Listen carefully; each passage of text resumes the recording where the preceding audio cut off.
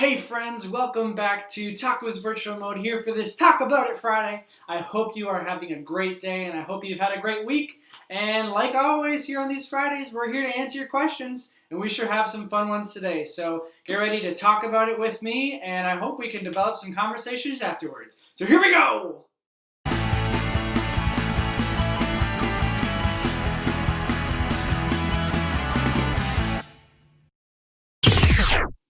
Alright, so let's get into it with our first question, and this is a fun question about your pets. So if you have any pets out there, be thinking about this one. And it is, if you could ask your pet one thing, what would it be? So right now where I live down here in this area, I don't have a pet with me in my apartment. I could only have a cat if I wanted to, but back home in Peshtigo, where I'm from with my mom and dad, I have a pet cat, and his name is Camo. And here are a few pictures of this awesome little cat. He's a really awesome bundle of joy. He loves to cuddle up. He's got mittens for hands, folks. That means he has like an extra little finger in there. He was a barn cat, so he's got crazy genes. But this cat is someone that I adore. Even though he's not a human, he's really fun to be around with, and he makes good company. So I think one question that I would ask him is, when I leave, when does he think I'm going to come back? Because sometimes when I leave, he just kind of is sitting there like, Oh, well, I guess I'll see you in a few hours or something. Like, that's always an interesting thing for me with pets, is how long do they expect you to be gone?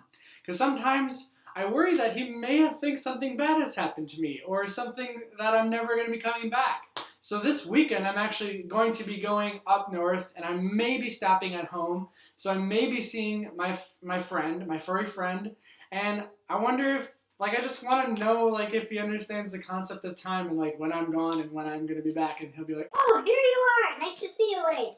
So, yeah, that would be the question I would ask my little friend Camo. Okay, the next question is another kind of fun worded one from you guys, and it is, what old person thing do you do? So when I'm thinking about this question, I'm like, what do you mean by old person? We should be nice to our elders and everything like that. But it's a fun question to think about, what kind of task do you do that is kind of like in the old-fashioned way? And friends, I certainly have a task that even the people that I work with think is really archaic. So most people now have their calendars on their phones. They're able to keep track of their business with their calendar and make sure they keep notes. Something I still do, though, is I actually have a handheld calendar that I put all of my things in and all my schedule things in. And so when I'm at staff meetings at Christ Our Savior Lutheran Church, because I participate with them, something that they always laugh at me about is that I still carry an actual planner and I still carry a pen to write things down in a planner. And I think you could consider that an old person thing. It's something with the way I like to stay organized. It's something that I have to write it down in order to feel like it's there and permanent and that I'm going to remember it. I can't just leave myself a note and think that it's going to go well on my phone or in my reminders. I certainly use my reminders on my phone, but I do not use my calendar. Everything that I have in my life goes into this handheld planner right here. Alright, now we're going to get into some really fun this or that ones for today, and we have two coming at you. And the first one is another food-related one, and it has to do with styles of food. Now, both of these foods are things that I really enjoy, and if I could live on them forever, I think I would. But if I have to choose one, it's going to be tough. So, the choices are, if you could eat one food for the rest of your life, would it be Mexican, or would you eat Italian? So the struggle with this is that there are so many different good things on each side. You have pizza and spaghetti and Alfredo and all these great noodle dishes here on this side of Italian food. And it's just so hard because on the other side you have tacos, you have burritos, you have nachos, you have all of those great enchiladas. There's so many great things. I don't know if I can pick. Okay, let me think here for a second. Alright, I've made up my mind. I think if I had to choose one for the rest of my life, it would be the Mexican side of things. Folks, I love Mexican food. I love Italian food, but I couldn't go without eating another burrito in my life. Burritos are great. I love the Mexican side, and it's killing me to take the choice over something like pizza, but I have to go with the Mexican side of things.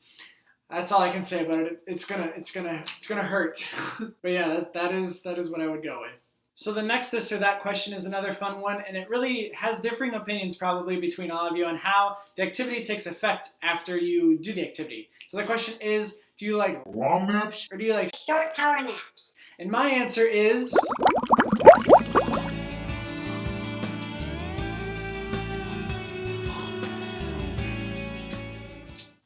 Oh, sorry there, guys. I was just taking my quick power nap, because yes, that's right. I would prefer taking a quick nap rather than a long nap. I feel like whenever I take a long nap, it ends up being something where I've slept for a long period of time that I shouldn't have been sleeping, and by the time I wake up, I'm really disoriented and don't know what's going on, and it just kind of ruins the entire day. But a short, quick nap, I'm able to just sit down and have 15 to 30 minutes to nap, and I do fall asleep, and it feels good, and by the time I'm up, I'm ready to go. And it's something that I just get a little bit of juice to push through for the rest of the day, rather than completely wasting the afternoon taking a nap and waking up feeling a little more groggier than you did when you went to sleep and just not ready for the whole activity to end. So I would go with a short nap rather than a long nap. Okay, so to end today's video, instead of having more of a 2-question format on some deeper topics, I want to recognize the fact that tomorrow is World Mental Health Day. And I've had a few conversations with you about how this whole world and your school life has been really stressing you out. A lot of you have felt overwhelmed by your coursework, whether you're online or whether you're in person, and how you've had the conversations with me about like, so much work is being done. I'm doing so many hours of homework after school and on my time, and I don't know how I'm going to do it, and I feel it's unhealthy for me, and it's just stressing me out beyond belief. And just to start with this conversation, I want to tell you that you're certainly not alone when it comes to feeling overwhelmed with schoolwork. I remember, and this is going to sound interesting, the toughest I ever worked in my life for schoolwork of any kind of source, whether it be elementary, whether it be middle school, high school, or even college level courses. The hardest I worked was in my sophomore year of high school. I was going really hard with all of my coursework. I took a few upper level classes, and I was really pushing the limits on my abilities. And yes, it made me super stressed out. And I'm sure this is something you are all feeling, especially with this elevated climate of all these other things to stress out about. So there's all these things that are compounding your stress. But I want to take the idea too with the fact that tomorrow is World Mental Health Day and remind yourselves to take a step back if necessary. Find something that is a healthy way of coping with your stress and a healthy way for you to get back on track. Make sure that not only you are doing well in school, but that you are doing well as a person and that your mind is set straight and that you're ready to focus on things. So some of the conversation I've had with a few of you this past week is to find a way to take those breaks for yourself, because you should be giving yourself a break. You're working very hard for what you're doing right now. And I'm sure if your teachers understood the pressure that you were under, they would want you to take a step back. Now, I'm not saying to just throw off your work for the rest of the week, but give yourself some time to just breathe and relax and understand that you have the power and the energy to fight through it. If you continue to push on with 6+ hours of schoolwork, sometimes you're going to fatigue your body beyond the point of being able to work. You have to give yourself a break. You have to understand that your mental health also is important and that it needs to be a priority also along with your schoolwork. So don't overwork yourself to the point of exhaustion and fatigue. Give yourself a break in between. Set some goals and meet them, and then have the ability to move on to something that takes your attention away for maybe 15 minutes at most. But just set yourself up for success in your mental health life and your school life. And if you have any questions about any of this, I have some people that I could refer you to. I have some resources that I know that I can give you. So please feel free to reach out, and I have all these suggestions that I can give to you, and we can sit and have a conversation. And if you just need someone to talk to, I'm here. I understand. I've been through it. Not quite like how you have been, but I've certainly been in your shoes as a busy, stressed out high schooler.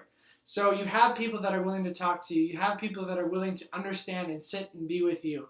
So don't forget that that is out there as we remember and recognize the fact that tomorrow is World Mental Health Day, and that we should also be taking care of ourselves along with all the other factors in the world and around us and in our communities. So that is our video for today.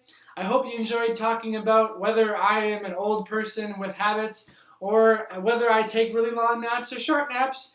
And then I hope you enjoy the rest of your weekend. I hope you don't stress too much about the work that you have to do. And remember to give yourselves a break because you are worth it and you are doing all that you can to be the best person you can be. Have a good Friday, everybody. We'll see you here next week when we give you some more motivation to take on your week. So see you later, everybody.